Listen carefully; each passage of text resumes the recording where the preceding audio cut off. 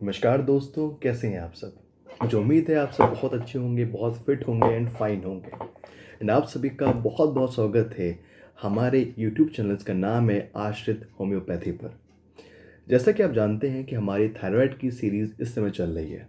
Series का पहला part आ चुका है। इसमें मैंने बताया है कि थायराइड होता क्या है, लोकेशन क्या होती है, फंक्शन क्या होते हैं और कौन से वो हार्मोन्स हैं जो ये निकालता है और हमारे शरीर के लिए वो क्यों ज़रूरी होता है।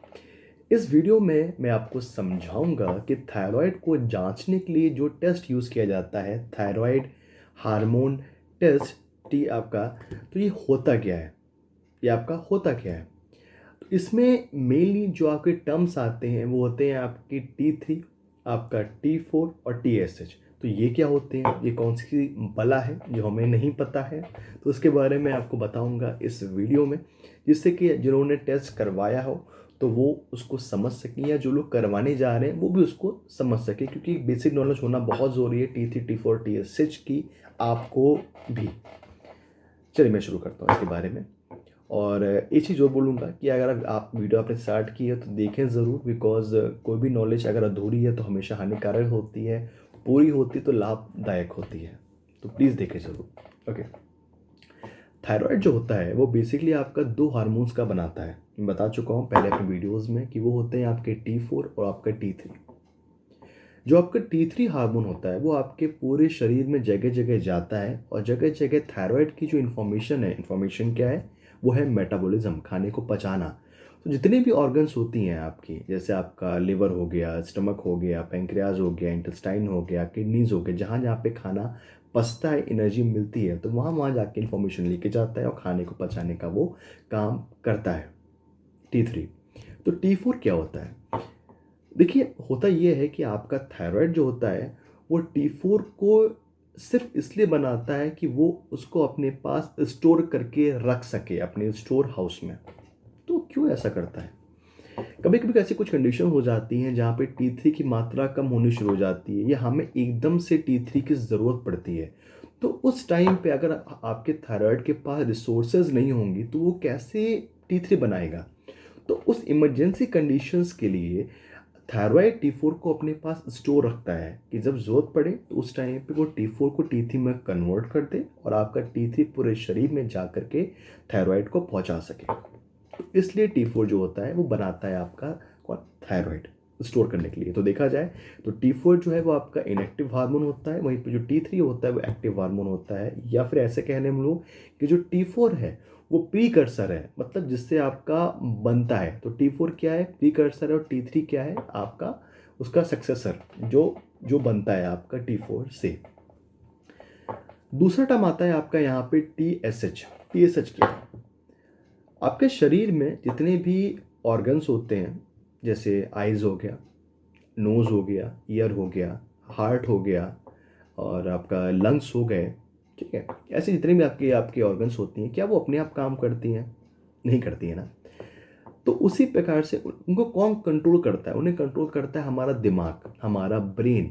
तो उसी प्रकार से जितनी भी ग्लैंड्स होती हैं, ग्लैंड बोले तो क्या होता है, ग्लैंड्स ग्लैंड्स वो होती हैं जो आपके हॉर्मोन्स का फॉर्मेशन करती हैं। जैसे कि आपका एग्जांपल है जिसके बारे में बात कर रहे हैं वो आपका थायराइड, और ओवरी जो आपकी फीमेल हार्मोन बनाती है, आपका आपका टेस्टिस जो मेल हार्मोन बनाता है। ऐसे अलग अलग जो भी ऑर्गन्स होती हैं, तो उन सब का जो मास्टर होता है, जो उनको कंट्रोल करके रखता है, वो होता है आपका पिट्यूटरी ग्लैंड। पिट्यूटरी ग्लैंड जो होता है वो एक तरीके का हार्मोन को रिलीज करता है जो आपके थायराइड को कंट्रोल रखता है कि कभी अगर T4 T3 की मात्रा कम या ज़्यादा हो जाए तो वो TSH को भी कम या ज़्यादा कर सकता है। मतलब क्या क्या कहना चाहता हूँ मैं, इसको मैं आपको एग्जांपल समझाता हूँ, ज़्यादा बेहतर समझ में आएगा आपको। हाइपरथायरॉयडिज्म, इस केस में क्या होता है, हाइपर मीन्स होता है ज़्यादा, और थायराइड मतलब होता है जो भी आपके थायराइड की एक्टिविटीज़ हैं। तो जब थायराइड की एक्टिविटीज़ ज़्यादा होना शुरू हो जाती, मीन जो आपका T4 है और जो आपका T3 है ये ज़्यादा बढ़ना शुरू हो जाता है, तो जो आपका थायराइड होता है वो आपके पिट्यूटरी को, जो मास्टर ग्लैंड है, उसको मैसेज भेजता है या सिग्नल भेजता है कि आप एक ऐसा हार्मोन निकालिए जो T4 को और T3 को कंट्रोल कर सके। और वो कौन सा हार्मोन है? वो है आपका thyroid stimulating hormone. Thyroid stimulating hormone. तो हाइपोथायराइडिज्म केस में क्या होगा, जब थायराइड आपके पिट्यूटरी को मैसेज भेजेगा तो उस टाइम पे जो टीएसएच होगा उसकी मात्रा कम होना शुरू हो जाएगी, वहीं पे जो T4 T3 वो आपको ज़्यादा मिलेगा। ऐसे ही जो आपको हाइपोथायराइडिज्म है वो उस कंडीशन में क्या होता है, हाइपर मीन्स कम होता है, थायराइड की एक्टिविटीज़ जो होती हैं वो उस टाइम पे क्या होती है, कम होती है, T4 T3 कम होता है। और आपके शरीर में हम जानते हैं कि जो पिट्यूटरी होता है वो टीएसएच को निकालता है जो थायराइड पे जाता है और थायराइड से T4 T3 को निकालने का काम करता है। तो जो T4 T3 की मात्रा हाइपोथायराइडिज्म में कम हो जाएगी तो थायराइड क्या करेगा, पिट्यूटरी को मैसेज भेजेगा कि आप टीएसएच को ज़्यादा मात्रा में निकालना शुरू कीजिए, ज़्यादा मात्रा में निकालना शुरू कीजिए, जिससे हमारा वापस से T4 T3 आपका बन सके। तो जब भी आप थायराइड स्टिमुलेट जो आपके थायराइड हार्मोन टेस्ट होता है उसकी रिपोर्ट देखेंगे, तो हाइपोथायराइडिज्म के केस में जो T3 होगा T4 होगा वो कम मिलेगा और वहीं पे जो TSH होगा वो आपको ज़्यादा मिलेगा। मुझे उम्मीद है आप समझ गए होंगे इस बात को। चलिए अब इसकी बात करते हैं टाइप्स के बारे में। इसको बेसिकली देखा जाए तो 4 टाइप में बांटा गया है इन सब चीज़ों को। एक होता है आपका माइनर या माइल्ड हाइपरथायरॉयडिज्म और दूसरा होता है आपका मेजर हाइपरथायरॉयडिज्म, तीसरा होता है माइल्ड या माइनर हाइपोथायरॉयडिज्म और चौथा होता है मेजर हाइपोथायरॉयडिज्म। मैंने यहाँ पे कहीं पे एक चार्ट लगा दिया होगा, आप चार्ट में देख सकते होंगे चीज़ को। कभी कभी होता क्या है कि हम लोगों में सिम्टम्स आ रहे होते हैं कि थायराइड की हमको दिक्कत है, पर जब हम जांच करवाते हैं तो हम लोगों को मिलता है कि जो T4 और T3 है वो नॉर्मल है, लेकिन जो TSH है उसकी मात्रा कम है। ऐसा क्यों है? देखिए क्या होता है कि शुरुआती केसेस में आपके रिपोर्ट में वो चीज़ नहीं आ पाती है, लेकिन शरीर को या आपके मास्टर ग्लैंड को पता होता है कि शरीर में कुछ ना कुछ घोटाला हो रखा होता है। तो मैंने जैसे बताया था कि जब T4 T3 की मात्रा बढ़ना शुरू हो जाती है तो आपका थायराइड जो होता है वो आपकी पिट्यूटरी को मैसेज भेजता है कि आप TSH को कम कीजिए, क्योंकि TSH ही आपके थायराइड से T4 T3 को बनवाने का काम करता है। तो माइल्ड हाइपर थायरॉयडिज्म केस में आपको T4 T3 के नॉर्मल मिलेगा, वहीं पे जो TSH होगा वो आपको कम मिलेगा। इसी को और आगे बढ़ाते हैं, जब आपका T4 T3 की मात्रा बहुत ज़्यादा मिल जाएगी आपको, तो थायराइड क्या करेगा, पिट्यूटरी मैसेज भेजेगा कि आप TSH को कम कीजिए कि मैं बहुत ज़्यादा T4 T3 को बना रहा हूँ। तो उस केस में क्या होगा, आपको T4 T3 ज़्यादा मिलेगा और जो TSH होगा वो आपको कम मिलेगा। तीसरे पॉइंट पे आते हैं, माइल्ड हाइपोथायरॉयडिज्म में।